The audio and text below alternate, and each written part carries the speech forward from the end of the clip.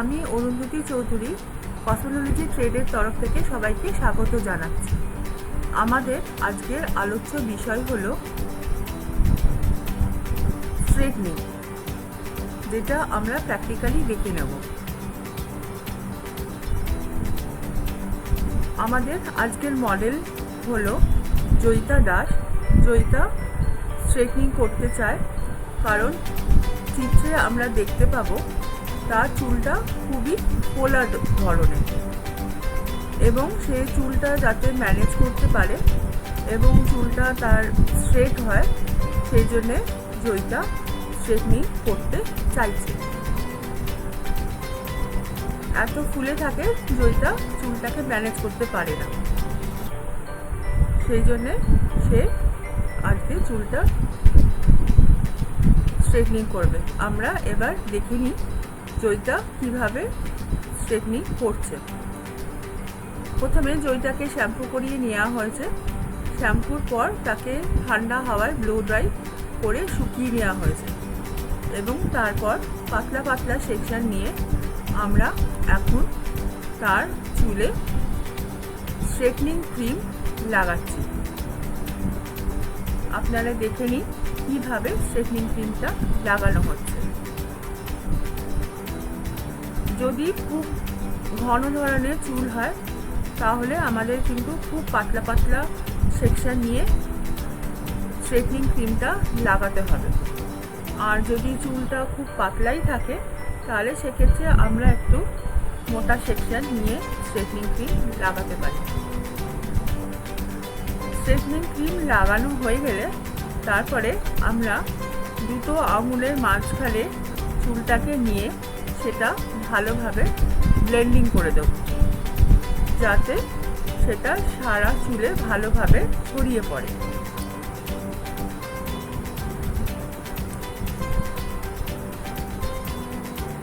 এটাকে বলা হয় ইমালসিফাই করা।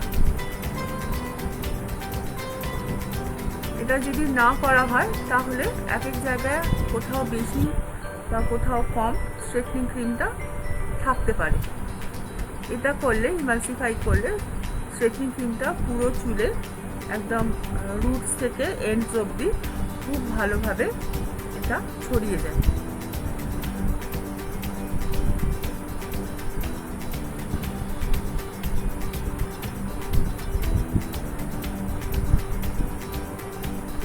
আমরা যখন স্ট্রেটনিং করব, বাকি চুলটা আমরা সেকশন ক্লিপ দিয়ে আটকে রাখছি। শুধুমাত্র যে সেকশনে করা হচ্ছে সেই সেকশনটা নিয়ে আমরা কাজ করছি। স্ট্রেটনিং ক্রিম যখন আমরা লাগাচ্ছি, এতে আমাদের চুলের যে নিজস্ব যে বন্ডটা থাকে, এবং হাইড্রোজেন বন্ড, সল্ট বন্ড এবং সালফার বন্ড, স্ট্রেটনিং ক্রিম লাগাবার ফলে এখানে সালফার বন্ডটা ভেঙে যায়। ভেঙে তাকে নতুন শেপ দেয়, তার ইলাস্টিসিটিটা নষ্ট হয়ে যায়, এবং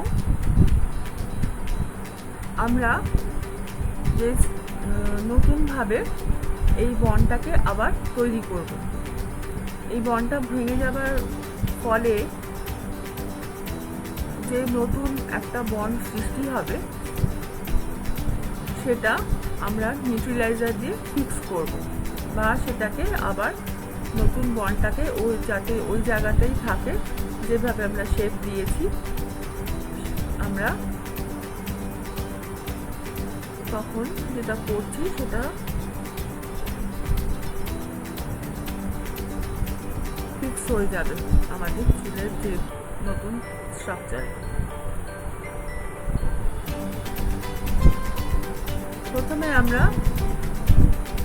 পিছনের নেক থেকে শুরু করেছিলাম কাজ করতে, এবং আস্তে আস্তে তারপরে দুটো সাইড করব, এবং সব শেষে গিয়ে আমরা একদম টপ পোর্শনটা যেটা আছে সেইটাতে কাজ করব। আমাদের সাইডের চুলটা এবং নেপের কাছে যে চুলটা থাকে সেটা একটু বেশি রেজিস্ট্যান্ট হয়, মানে হতে সময় নেয়, তো সেই জন্য আমরা সেটা আগে কাজ করব।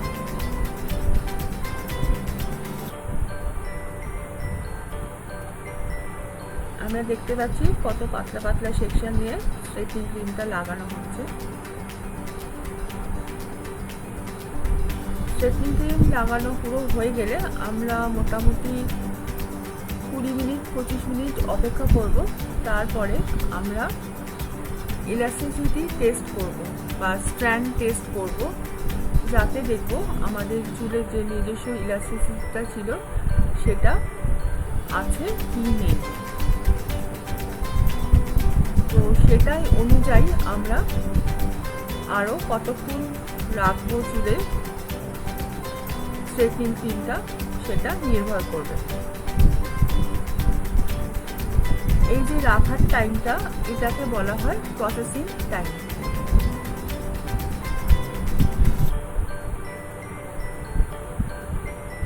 আমরা খুব সাবধানতা অবলম্বন করব আমাদের ঠিক হেয়ার লাইনের চুলগুলোর ক্ষেত্রে আমরা সাবধানতা অবলম্বন করব।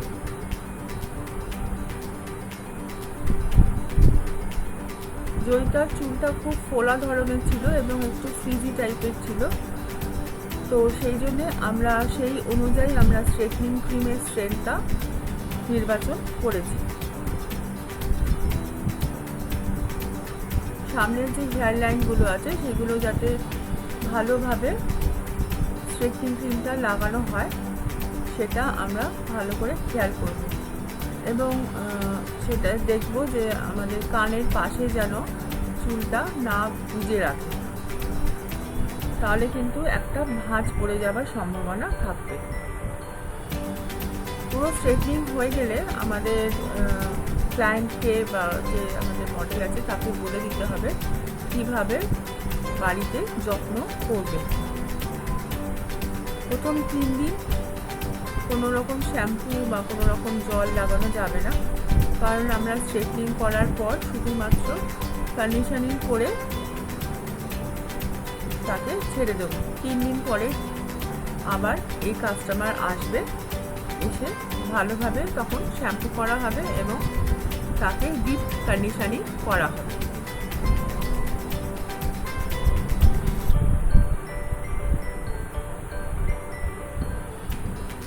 আমাদের মোটামুটি লাগানো শেষ স্ট্রেটনিংটি, এরপরে আমাদের কিছুক্ষণ অপেক্ষা করতে হবে।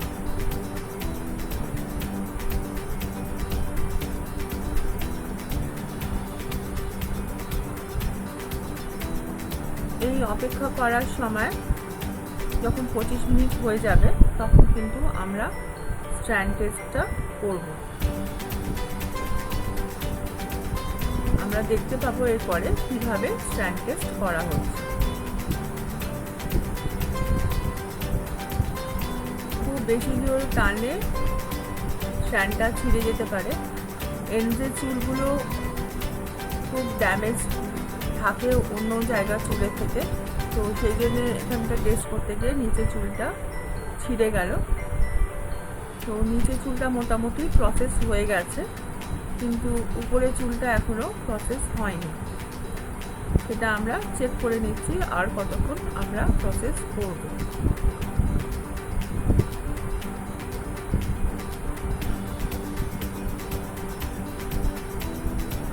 স্ক্যাল্পের উপরে চুলটা যেহেতু ওটা পরে লাগানো হয়েছে সেই জন্য প্রসেসিং হতে একটু বেশি সময় নেবে।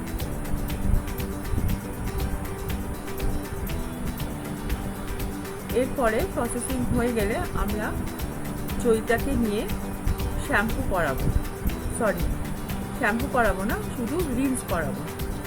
পুরো চুলটা আমরা রিন্স করাবো।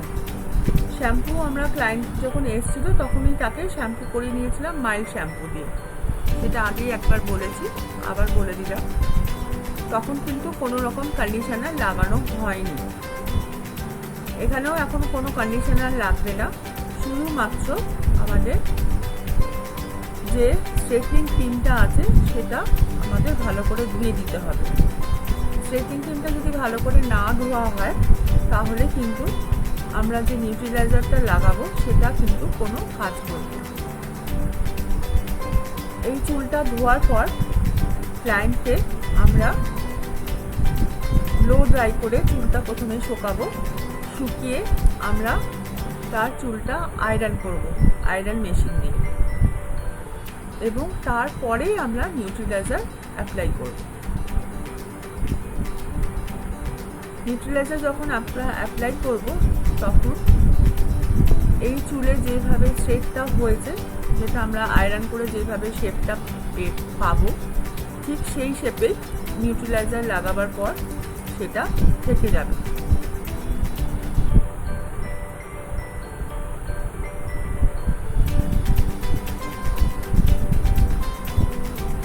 আমাদের এই রিন্স করার সময় ভালো করে দেখে নিতে হবে মাথার স্ক্যাল্পে যেন কোনো রকম ক্রিম না থেকে যায়।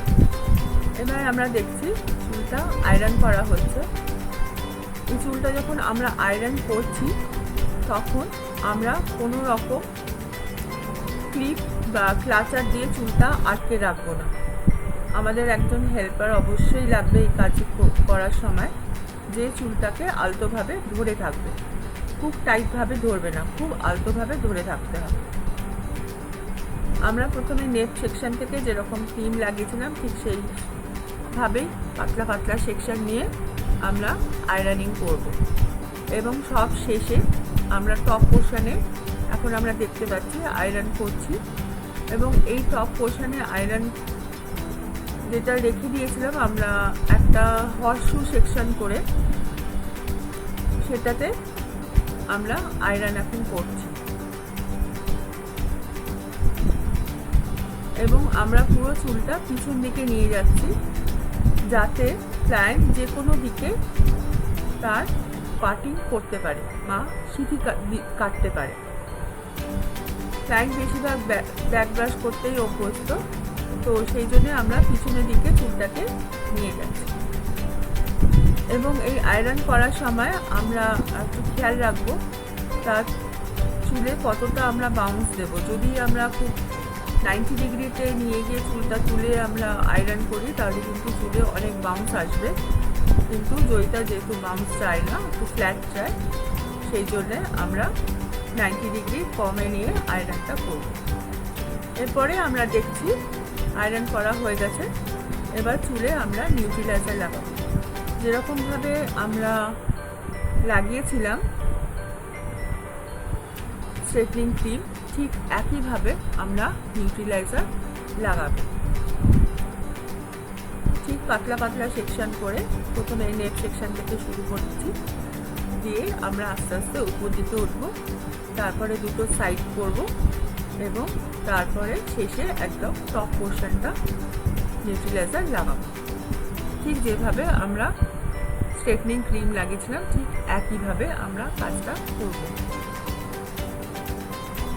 স্ট্রেটনিং ক্রিম লাগানোতে যে আমাদের বন্ডটা ভেঙেছিল, এখানে নিউট্রিলাইজার সেই বন্ডটাকে আবার নতুনভাবে নতুন শেপে ফিক্স করে দিচ্ছে।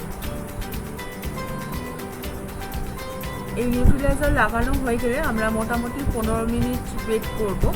ওয়েট করার পর আবার চুলটাকে ভালোভাবে ধুয়ে দেব, এবং ধোয়াবার পর এখন আমরা কিন্তু কন্ডিশনার ব্যবহার করব, কোনো শ্যাম্পু আমরা ব্যবহার করব না।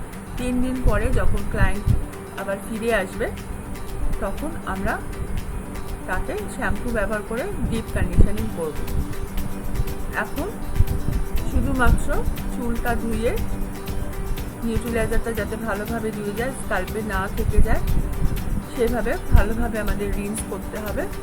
করার পর আমরা চুলটাকে ভালোভাবে প্রথমে ড্রায়ার দিয়ে শুকাবো ঠান্ডা হাওয়াতে, কোনো রকম গরম হাওয়া দেওয়া যাবে না, এবং তারপরে ক্লায়েন্টকে আমরা আয়রন করে দেবো চুলটা, এবং ক্লায়েন্টকে আমরা বলে দেবো কীভাবে হোম কেয়ার করতে হবে।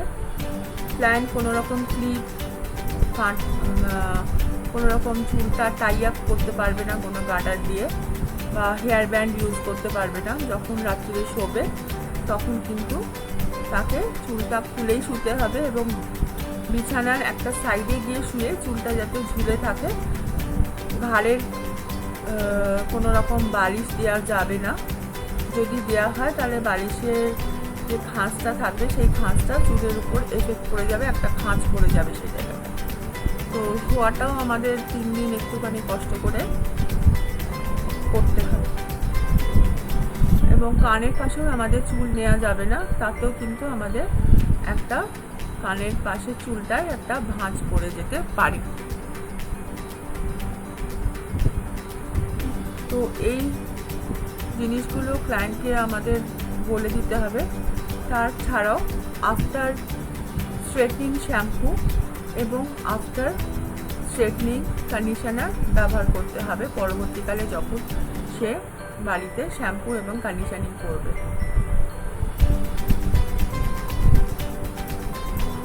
এখানে দেখানো হচ্ছে স্ট্রেটনিং ক্রিমটা যেভাবে ধুয়েছিলাম ঠিক একইভাবে আমরা নিউট্রিলাইজার ক্রিমটাও নিচ্ছি।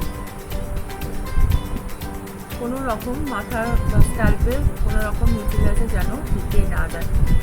ধোবার সময় স্পেশালি খেয়াল রাখতে হবে ঘাড়ের পোর্শনটা বা নেক সেকশনটা, এবং খেয়াল রাখতে হবে ক্লায়েন্টের চোখে মুখে বা কানে কোনো রকম যেন জল না ঢোকে। আমরা দেখতে পাচ্ছি চুলটা আয়রন করে লাস্ট লুক, জয়িতার লাস্ট লুক। আমাদের সঙ্গে থাকার জন্যে ধন্যবাদ। আমি Arundhati Chowdhury, instructor, cosmetology trade, women ITI, Kolkata.